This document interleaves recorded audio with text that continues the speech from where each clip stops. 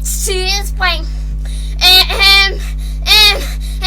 Min mor, ikke dengang hun fødte mig, der sagde hun, ej, hvor har vi fået en gris som unge.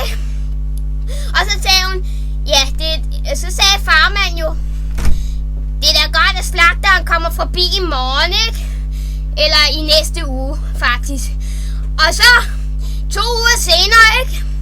Der kom den der kampvogn, som jeg troede det var. Fordi at det sagde onkel, at det hed, ikke?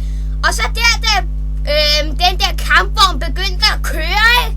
Så sagde min mor, eller hun stod faktisk med sådan et grin på læben, eller et smil på læben. Jeg vidste ikke helt hvorfor.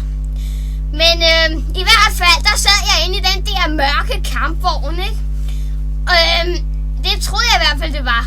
Fordi at det lød faktisk meget farligt at være derinde. Men så endelig, da jeg kom til destination, eller hvad man nu kalder det, var sådan en stor, hvid mand, faktisk ret tyk. Han stod med sådan en spids ting, som faktisk så ret farlig ud. Og han stod og smilte over til mig og sagde, du er vel nok en flot gris, ikke? Og så lige pludselig, så tror jeg faktisk, jeg døde. Og så stak ham der manden, ikke? Han stak den der kniv ind i måsen og ind i maven på mig.